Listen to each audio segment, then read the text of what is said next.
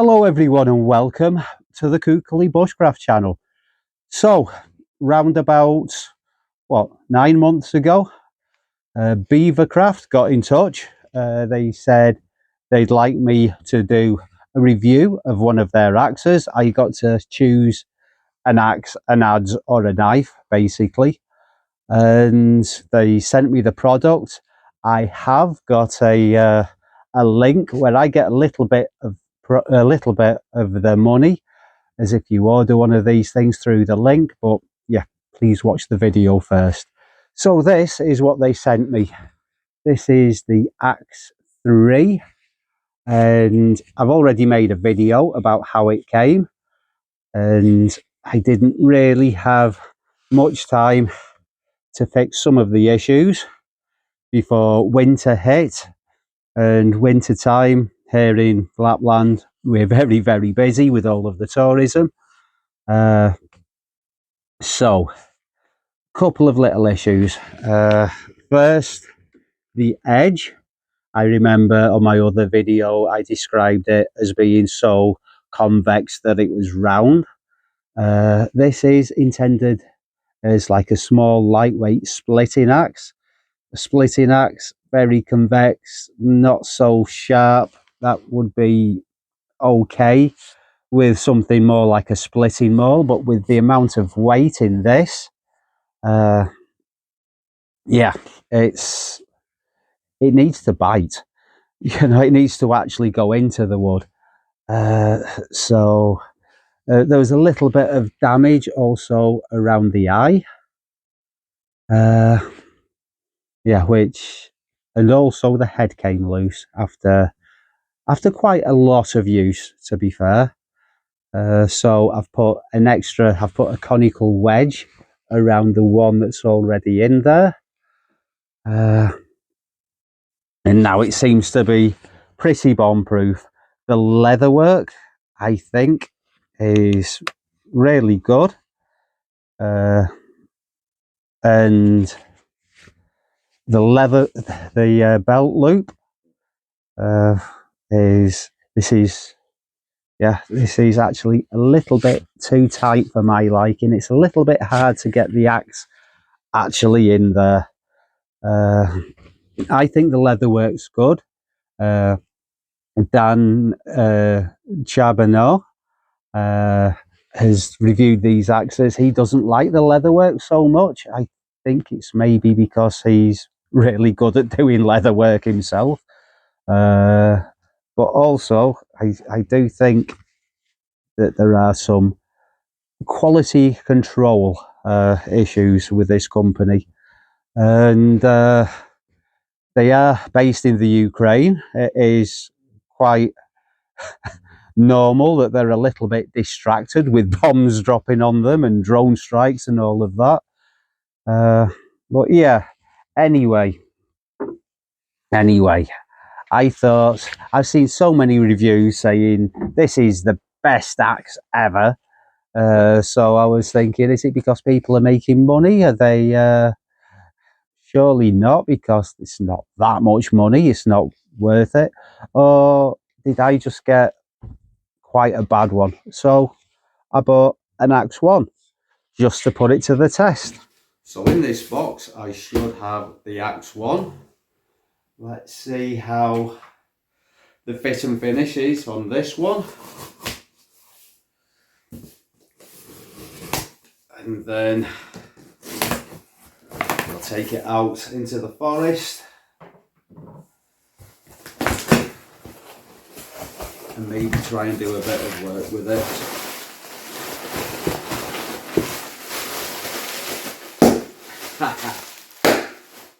It's okay, Uli.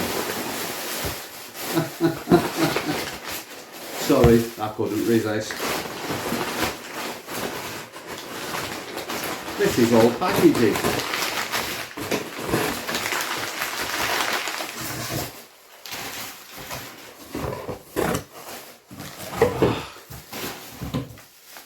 Okay, similar looking box to the other one. Yeah, the box is really nice.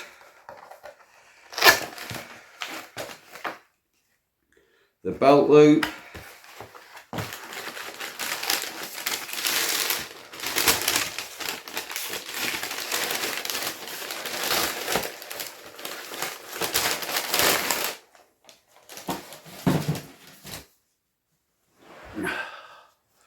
So with the last one, there was a chip out of the top there.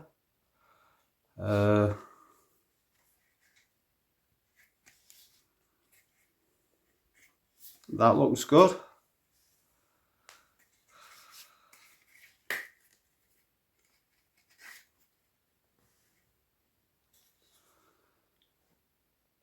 Okay, the grind looks a little uneven.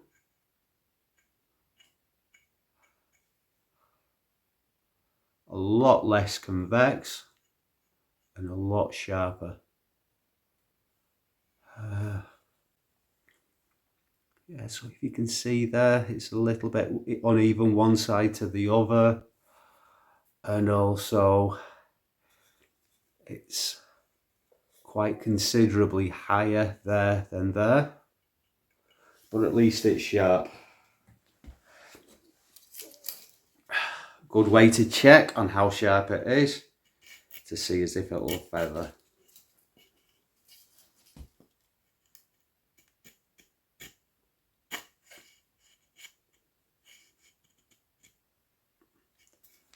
Yeah, you can't see that there.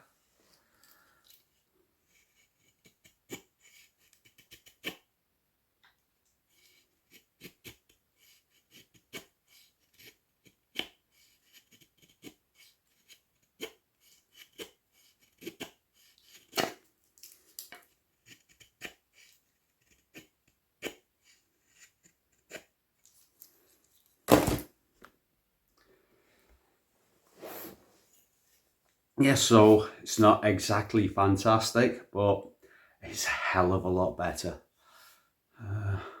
Another thing with this is it's got quite a considerable step on the cheeks, which will mean that it's not going to be great for splitting rounds of firewood, which is not the primary purpose of an axe of this size, I think.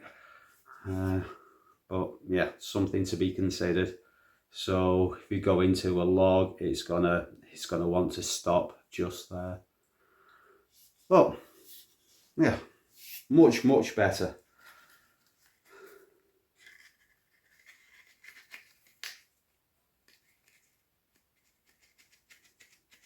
The mast stays on.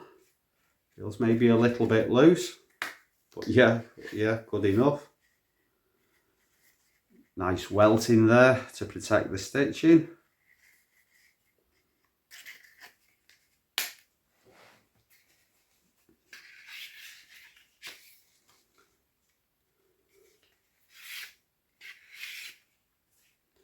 Fits the hammer loop perfectly well.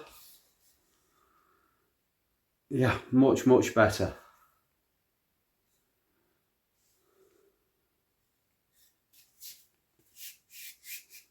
The handle feels a little bit thinner, which is good.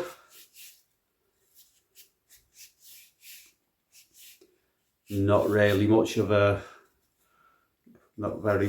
phone's foot on the bottom, but it's fatter at the bottom. I can't see it escaping your hand. Yeah, much better. First off, let's get some more wood on the fire. Well,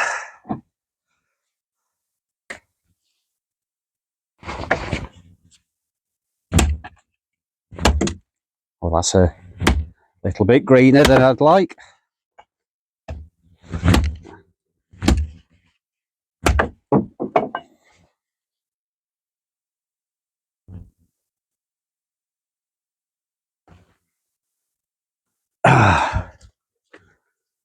Let's try this. Yep, there we go.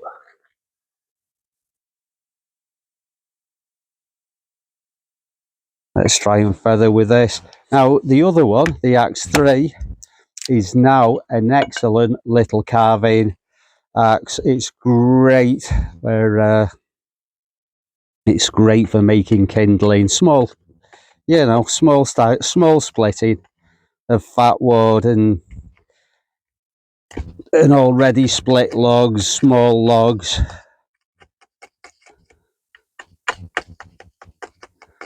Yeah, this isn't really feathering as well as I'd like it to. Let's have a look at the ax3 for a bit of comparison.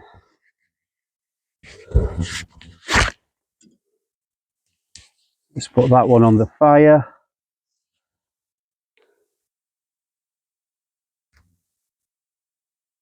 Yeah, much better.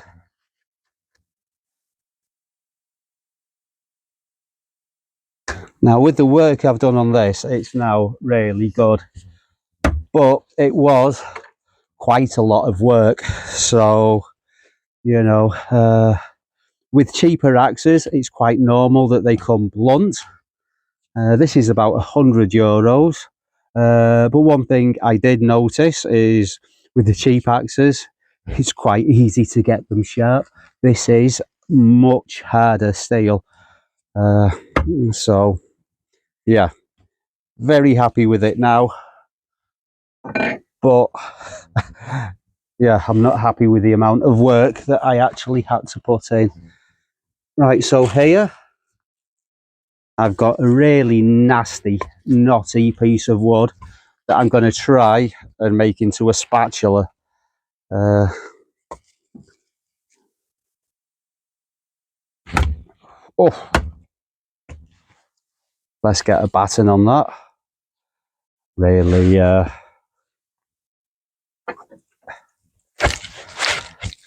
this is a horrible bit of wood.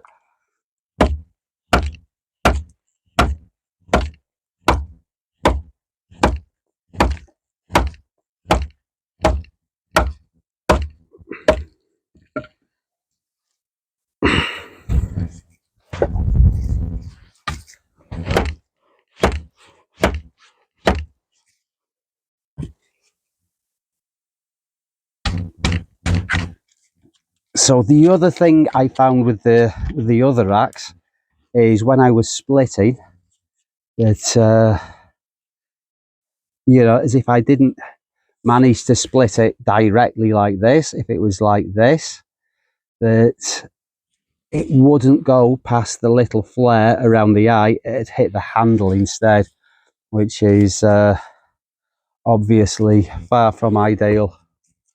Let's see what we've got up here. Let's see.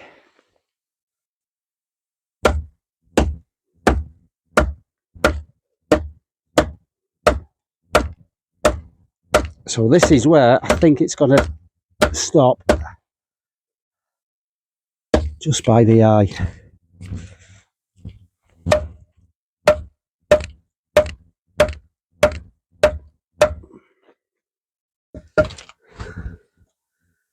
This is a nasty, nasty piece of wood.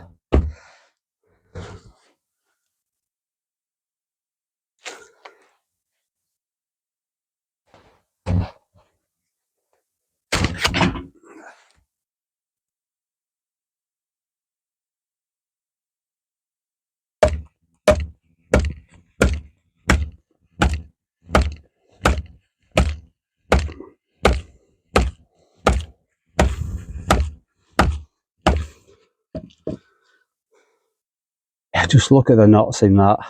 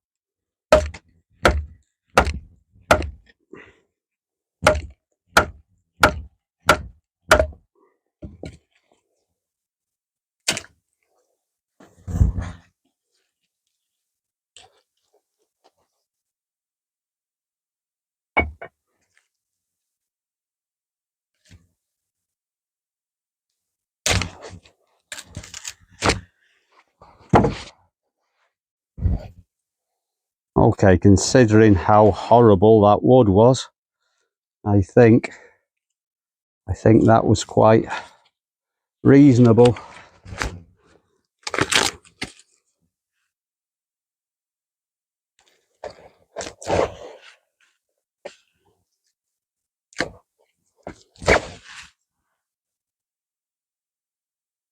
Right.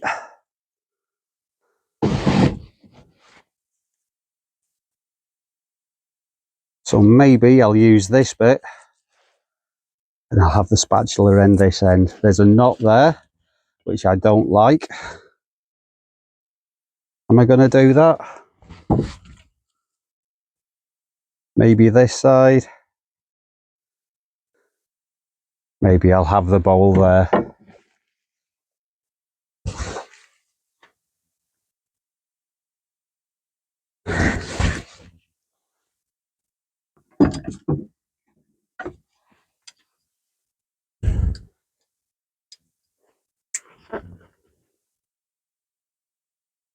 Bowl. It's not called a bowl if it's on a spatula.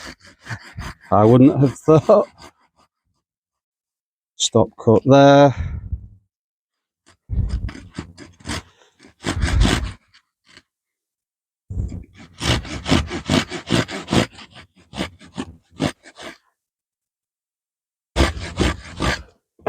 Something else I'm testing out at the moment.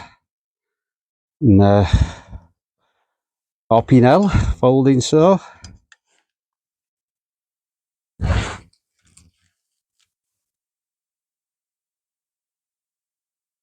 Right, let's see if this thing carves.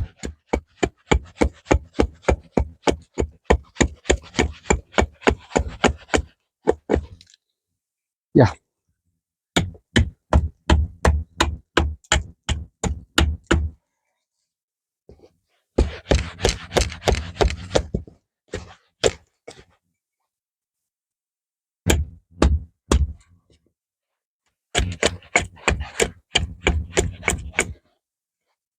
I'm going to readjust my position to be a little bit more comfortable.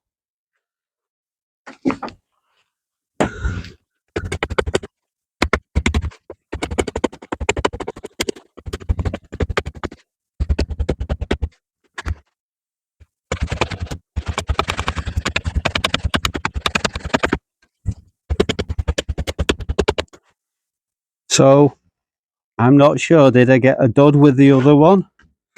Or was it just that they thought that something that they want to sell as a small splitting hatchet didn't have to be sharp at all? I don't know, but first impressions of this, it's yeah, I've used Bevercraft. This is why I was so happy to have an offer from Bevercraft. I've used their carving. There's people coming with a dog. I've used their carving tools for years. They're really good. The knives are good. And this, yeah, quite happy with it. Rooney.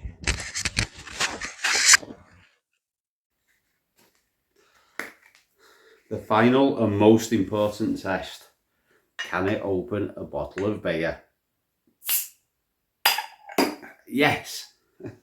Without cutting myself. Cheers.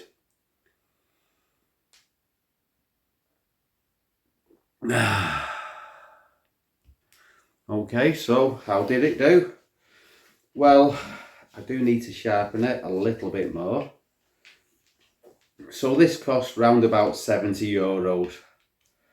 And what I really should have done is I should have contacted the company and said that the axe that they sent me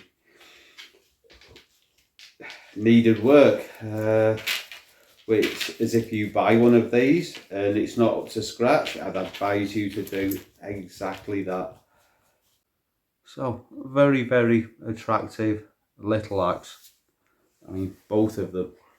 And it may be that they do have quality control issues. I'm going to put a link to Daniel Charbonneau's channel.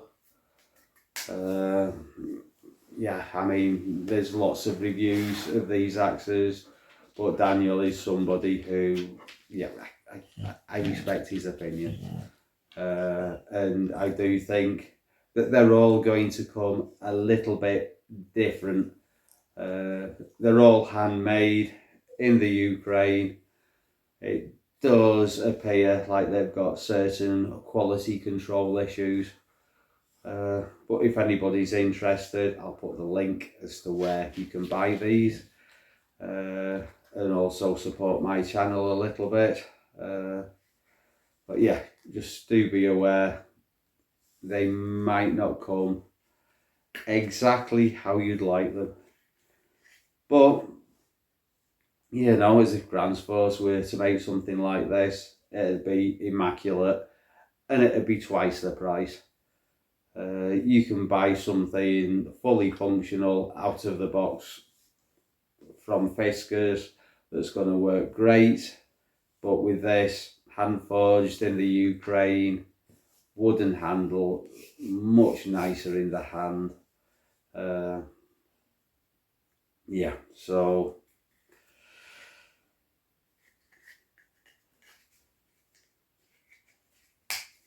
the leather work, it's good. I mean, the leather, it's a little bit thin.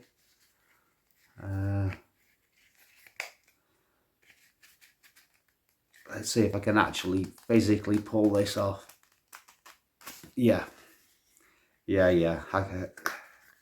but it's not going to fall off. If it takes that much effort to pull it off.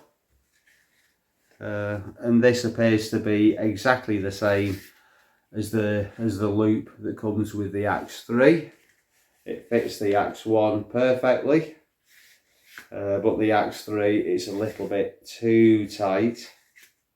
A little bit too tight to fit. It's also a little bit floppier than I'd like. I'd like it to be a little bit more rigid. Bear with me 1 second. I can't remember who made this or where I got it from, but that's a good axe loop.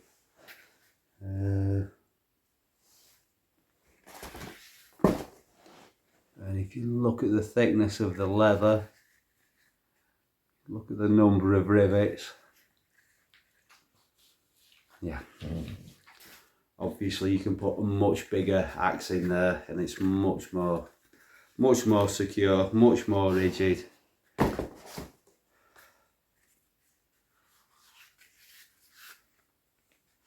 But that does serve its function. And the mask too, at least it's got a welt in it. I see quite a lot of them with just rivets in here that are going to potentially damage the edge of your axe. Yeah, perfectly functional. Well, everybody, thank you very much for watching, and yeah, and also check out the comments, and as if anybody's had any issues with these axes, please comment down below. It's very often worth checking the comments of YouTube videos. You know, that way you get the opinion of more than one person. And thank you very much for watching, everyone. Give us a thumbs up, and I'll see you all again soon for another Kookily Bushcraft video. Bye for now.